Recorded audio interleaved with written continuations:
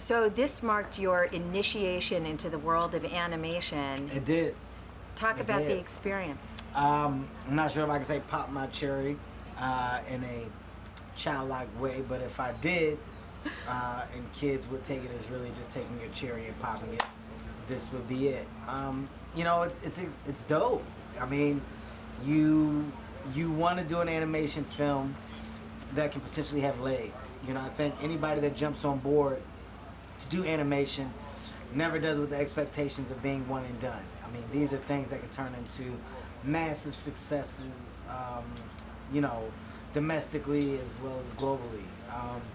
For me to jump on and be a part of Secret Life of Pets, I looked at it as something that could be big. And the character of Snowball was such a refreshing character to play with, lots of levels and spaces for fun that, you know, I would have been a fool not to be a part of it. You make him so incredible. It's I love fun, him. man. It's Yeah. a lot of fun.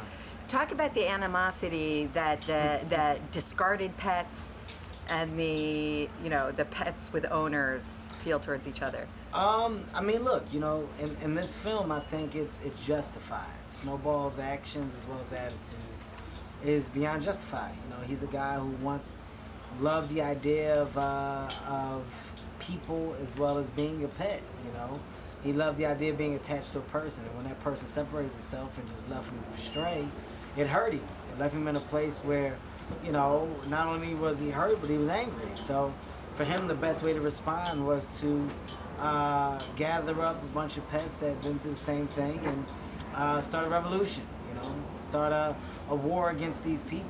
And that's what he does. And in doing so, comes across two dogs who aren't necessarily on his side of the fence that he eventually realizes are of the other spectrum. And it takes him talking to them and getting to know them for him to want to help them. And then in helping them, you see that Snowball eventually just wants what any pet wants, and that's love. So it all comes full circle. Do you have pets? I do. I have two dogs. What do you think they do when you're not home? My dogs cook on the stove. Yeah. My dogs make like potato salad and spaghetti as soon as I leave the house. 100%. Do they leave any leftovers for you? No. That's how I know. It's just a bunch of pans and dishes with residue of potato salad and spaghetti in them.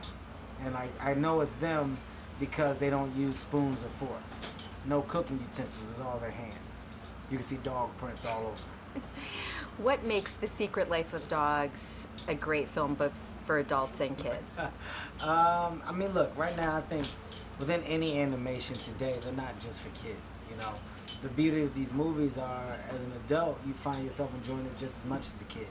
They become family movies, and anything you do as an item, as a family, as a unit, something you share. It becomes a memory. It becomes a conversation piece in your household. And I think that's the special thing about these movies. Where you can take your kids to go see Secret Life of Pets, and at the end of the talk, and say, what do you think our dogs do when we're not home?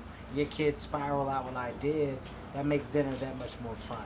And anything, any product that can bring people ultimately closer together, it's a good product. There is no room for error there.